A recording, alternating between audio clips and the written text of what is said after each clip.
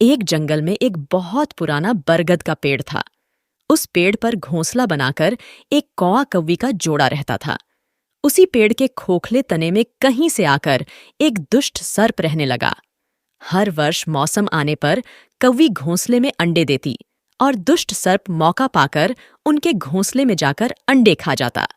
एक बार जब कौआ व कौवी जल्दी भोजन पाकर शीघ्र ही लौट आए तो उन्होंने उस दुष्ट सर्प को अपने घोंसले में रखे अंडों पर झपटते देखा। अंडे खाकर सर्प चला गया। कौए ने कौवी को ढांढस बंधाया, बोला, प्रिय, हिम्मत रखो, अब हमें शत्रु का पता चल गया है, कुछ उपाय भी सोच लेंगे। कि कौए ने काफी सोचा विचारा और पहले वाले घोंसले को छोड़ उससे काफी ऊपर टहनी पर घोंसला बनाया और कौवी से कहा, यहां हमारे अंडे सुरक्षित रहेंगे। हमारा घोंसला पेड़ की चोटी के किनारे निकट है और ऊपर आसमान में चील मंडराती रहती हैं। चील सांप की बैरी हैं। दुष्ट सर्प यहां तक आने का साहस नहीं कर पाएगा। कौवे की बात मानकर कौवी ने नए घोंसले में अंडे दिए, जिसमें अंडे सुरक्षित रहे और उनमें से बच्चे भी निकल आए। उधर सर्प उनका घोंसला खाली देखकर यह समझा कि उसके डर से कौआ कौवी शायद वहां से चले गए हैं, पर दुष्ट सर्प टोह लेता रहता था।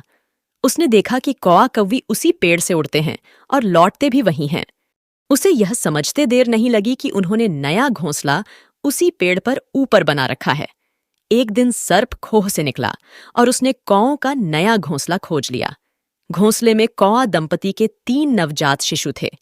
दुष्ट सर्प उन्हें एक एक करके घपाघप निगल गया और अपने खोह में लौटकर डकारें लेने लगा। कौआ व कौवी लौटे तो घोंसला खाली पाकर सन्न रह गए। घोंसले में हुई टूट फूट नन्हे कौओं के कोमल पंख बिखरे देखकर वह सारा माजरा समझ गए। कौवी की छाती तो दुख से फटने लगी। दोस्तों, ऐसे और भी इंटरेस्टिंग कहानियों के लिए मेरे चैनल को सब्सक्राइब करना मत भूलिएगा। तो आइए अब आगे सुनते हैं। कौवी बिलख उठी, तो क्या हर वर्ष मेरे बच्चे सांप का भोजन बनते रहेंगे? कौआ बोला, नहीं, यह माना कि हमारे सामने विकट समस्या है, पर यहां से भागना ही उसका हल नहीं है। विपत्ति के समय ही मित्र काम आते हैं। हमें लोमड़ी मित्र से सलाह लेनी चाहिए। दोनों तुरंत ही लोमड़ी के पास गए। लोमड़ी ने अपने मित्रों की दुख भरी कहानी सुनी।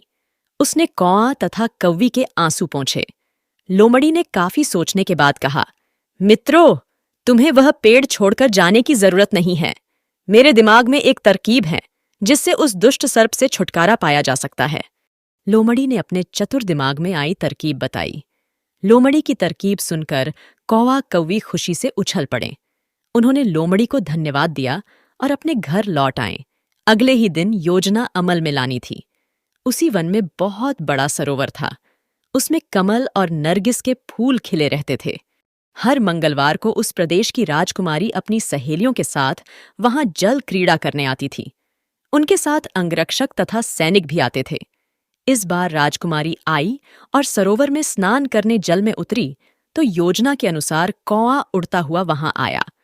उसने सरोवर तट पर राजकुमारी तथा उसकी सहेलियों द्वारा उतार कर रखे गए कपड़ों व आभूषणों पर नजर डाली। कपड़े के ऊपर राजकुमारी का प्रिय हीरे व मोतियों का विलक्षण हार रखा था। कौवी ने राजकुमारी तथा सहेलियों का ध्यान अपनी ओर आकर्षित करने के लिए कांव कांव का शोर मचाया।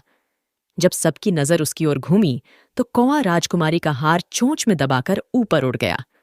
सभी सहेलियां चीखी, देखो देखो, वह राजकुमारी का हार उठाकर ले जा रहा है। सैनिकों ने ऊपर देखा तो सचमुच एक कौआ हार लेकर धीरे धीरे उड़ता जा रहा था।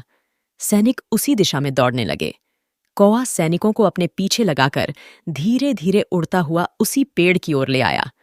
जब सैनिक कुछ ही दूर रह गए तो कौए ने राजकुमारी का हार इस प्रकार गिराया कि वह सांप वाले खोह के भीतर जा गिरा। सैनिक दौड़कर खोह के पास पहुंचे। उनके सरदार ने खोह के भीतर झांका।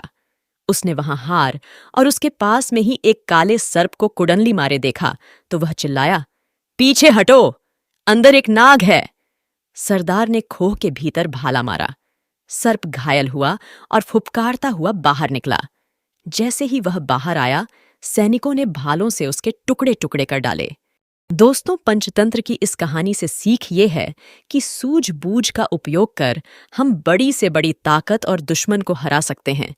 बुद्धि का प्रयोग करके हर संकट का हल निकाला जा सकता है। दोस्तों, और भी बेहतरीन कहानीकारों की इंटरेस्टिंग कहानियों के लिए प्लेलिस्ट पर क्लिक करना और साथ ही लाइक सब्सक्राइब करना मत भूलिए।